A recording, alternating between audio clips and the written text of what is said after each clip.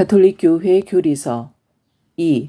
혼인 예식의 거행 1621 라틴 예법에서 두 가톨릭 신자 사이의 혼인은 그리스도의 파스카 신비와 모든 성사의 관련성을 고려하여 원칙적으로 미사 성제 중에 거행한다. 성찬례는 새 계약의 기념제인데 그리스도께서는 당신 목숨을 바쳐 사랑하신 신부, 곧 교회와 새 계약으로 영원히 결합하셨다. 그러므로 부부는 생명을 바쳐 서로에게 자신을 내어주겠다는 동의를 성찬의 희생제사 안에서 실현되는 교회를 위한 그리스도의 봉헌과 결합시킴으로써 확정하고 영성체로 같은 그리스도의 몸과 피를 받아 모심으로써 그리스도 안에서 오직 한 몸을 이루는 것 또한 마땅하다. 1622 혼인의 전례적 거행은 성화하는 성사적 행동인 까닭에 당연히 그 자체로 유효하고 존엄하며 열매를 맺어야 한다. 그러므로 신랑 신부는 혼인을 거행하기 위한 준비로 고해성사를 받는 것이 마땅하다. 1623 라틴 전통에 따르면 신랑 신부가 그리스도의 은총의 집전자로서 교회 앞에서 혼인 합의를 표명함으로써 서로 혼인 성사를 준다. 동방교회의 전통에서는 사제가 신랑 신부의 상호 합의에 대한 증인이 된다. 그러나 성사의 유효성을 위하여는 사제의 축복이 필요하다. 1624 여러 전례 전통들은 하느님께 은총을 청하는 축복 기도와 성령 청원 기도, 새 부부, 특히 신부를 위한 축복 기도를 풍부하게 담고 있다. 혼인 성사의 성령 청원 기도에서 신랑 신부는 그리스도와 교회의 사랑인 친교이신 성령을 받는다. 성령께서는 친히 부부 계약의 인장이 되어주시고 부부의 사랑을 끊임없이 길어내는 셈이 되시며 부부의 신의를 늘 새롭게 하는 힘이 되어주신다. 3. 혼인 합의 1625 혼인계약의 주인공은 혼인계약을 맺을 자유가 있으며 자유롭게 자신들의 합의를 표명하는 세례받은 남자와 여자이다. 자유가 있다는 말은 강요를 당하지 않고 그 혼인이 자연법이나 교회법에 저촉되지 않는다는 뜻이다. 1626 교회는 신랑 신부의 합의 교환을 혼인을 성립시키는 불가결한 요소로 간주한다. 합의가 없으면 혼인이 성립되지 않는다. 1627 합의는 부부가 자기 자신을 서로 주고받는 인간 행위로서 나는 당신을 아내로 맞이합니다. 나는 당신을 남편으로 맞이합니다. 하고 선언함으로써 성립된다. 신랑 신부를 결합시키는 이 합의는 두 사람이 한 몸을 이룸으로써 완결된다. 1628 합의는 계약 당사자들의 의지 행위로서 외부의 폭력이나 심한 공포로 속박을 받아서는 안 된다. 어떠한 인간 권력도 혼인 합의를 대체할 수 없다. 이러한 자유가 없다면 혼인은 무효다. 1629 이러한 이유로 교회는 관할 교회 법원을 통하여 상황을 조사한 후 혼인 무효, 곧 혼인이 성립된 일이 없다고 선포할 수 있다. 이 경우 당사자들은 자유롭게 혼인할 수 있다. 단 전의 결합에서 생긴 자연적 의무는 충실히 이행해야 한다. 1630 혼인 예식을 주례하는 사제는 교회의 이름으로 신랑 신부의 합의를 받아들이고 교회의 축복을 베푼다. 교회의 성직자가 입회하는 것은 혼인이 교회적 행위라는 것을 가시적으로 드러내는 것이다. 1631 그렇기 때문에 원칙적으로 교회는 신자들에게 교회적 형식에 따라 혼인할 것을 요구한다. 다음과 같은 여러 가지 이유들은 일관되게 교회의 결정을 설명해 준다. 성사적인 혼인은 전례의 행위이다. 따라서 혼인은 교회의 공적인 전례로 거행되는 것이 마땅하다. 혼인은 교회의 품계 안으로 들어가게 하며 부부 사이와 자녀에 대하여 교회 내의 권리와 의무를 성립시킨다. 혼인은 교회 내의 생활 신분이므로 혼인에 대한 확실성이 있어야 한다. 혼인 합의의 공적인 특성은 그 합의가 표명된 뒤 이를 충실하게 지키도록 도와주고 보호한다. 1632. 신랑 신부의 혼인 합의가 자유롭고 책임 있는 것이 되고 혼인 서약이 인간적이고 그리스도교적인 굳건하고 영속적인 기초를 지니려면 혼인에 대한 준비가 매우 중요하다.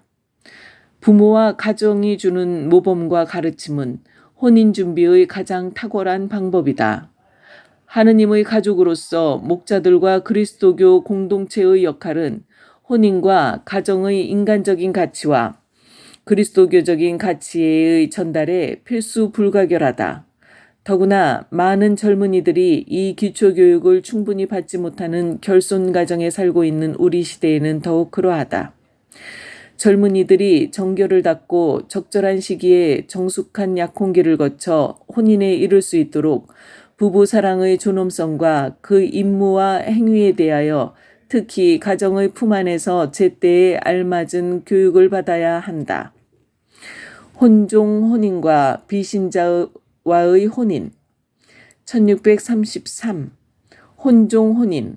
가톨릭 신자와 세례받은 비가톨릭 신자 사이의 혼인. 혼종 혼인은 많은 나라에서 흔한 일이다. 이러한 혼인에는 혼인 당사자들과 사목자들의 특별한 주의가 요구된다. 비신자와의 혼인의 경우에는 더욱 신중한 주의가 필요하다. 1634. 부부가 각기 자신의 교단에서 받은 것을 공유하고 상대방에게서 그리스도에 대하여 충실하게 사는 방식을 배우게 된다면 서로의 교파가 다른 것이 혼인에 극복할 수 없는 혼인 장애가 되지는 않는다. 그러나 혼종 혼인의 어려움을 과소평가해서는 안 된다. 이 어려움들은 그리스도인들의 분열이 아직 극복되지 않았기 때문에 생기는 것이다. 이러한 부부들은 그리스도인들의 불화의 비극을 바로 자신들의 가정에서도 겪을 위험이 있다. 종교가 다른 경우에는 이 어려움이 한층 더 클 수도 있다. 신앙의 불일치나 혼인관 자체에 대한 불일치뿐 아니라 서로 다른 종교적 사고방식은 혼인 생활, 특히 자녀 교육에서 갈등의 원인이 될 수 있다. 그리하여 종교적 무관심이라는 유혹이 생길 수 있다. 1635.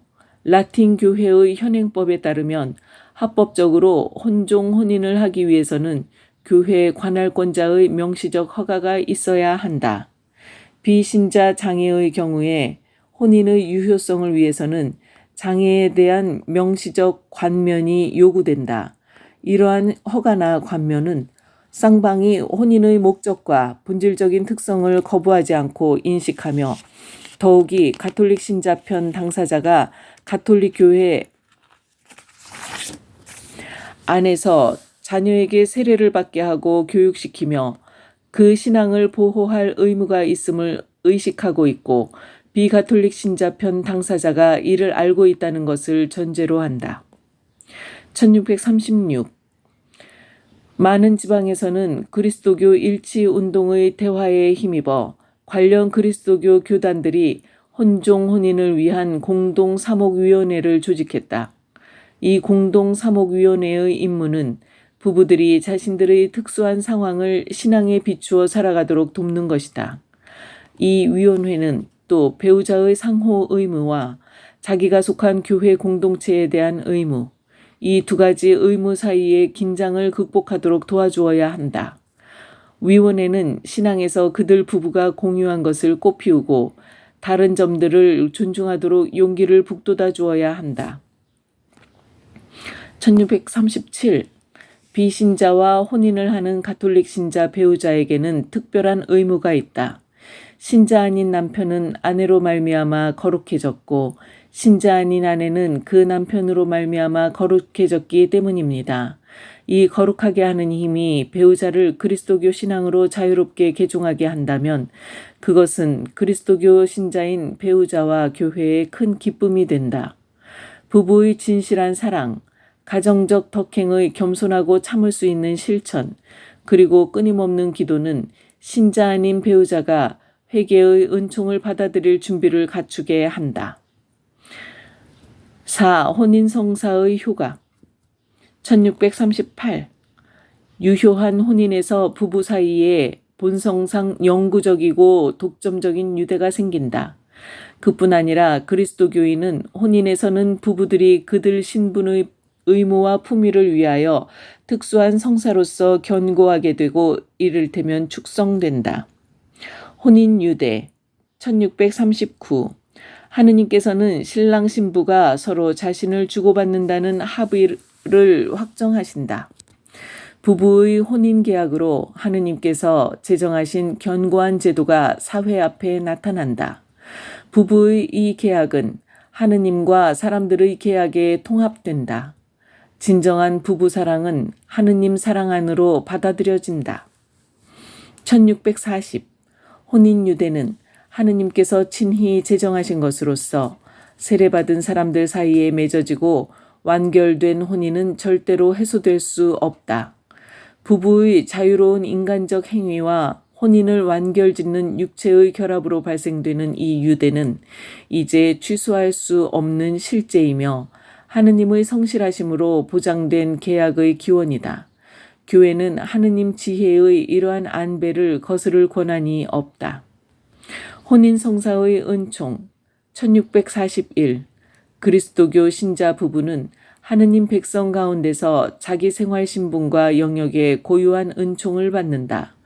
혼인성사의 이 고유한 은총은 부부의 사랑을 완전하게 하고 해소될 수 없는 그들 사이의 일치를 강화한다.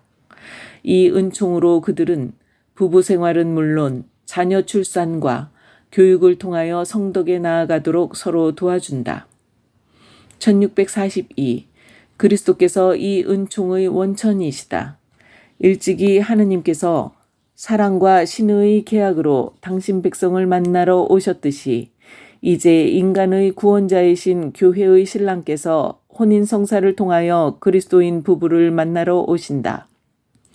그리스도께서는 그들과 함께 머무르시면서 자기 십자가를 지고 당신을 따르며 죄에서 다시 일어서고 서로를 용서하며 상대의 짐을 져주고 그리스도를 경외하는 마음으로 서로 순종하고 초자연적이며 온유하고 열매 맺는 사랑으로 서로 사랑할 힘을 주신다.